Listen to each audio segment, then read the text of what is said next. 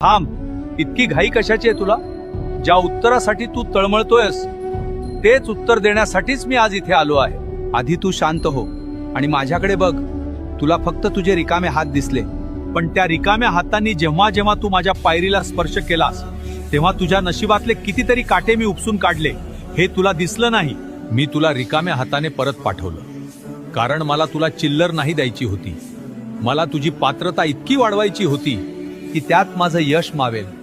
जर मी तुला पहिल्याच दिवशी सर्व दिलं असतं तर आज तू माझ्या दारात नसतास. तुझे पाय मातीला लागावेत, तुला माणुसकी कळावी म्हणून मी तुला इतके दिवस फिरवलं. पण आता तुझी परीक्षा संपली आहे, कारण आता मी जे देणार आहे ना ते सावरताना तुझे हे 2 हात सुद्धा अपुरे पडतील. धीर धर, तुला फळ गोडच मिळेल. आणि एक गोष्ट लक्षात ठेव, सदैव श्री स्वामी समर्थ नावाचा जप करत राहा.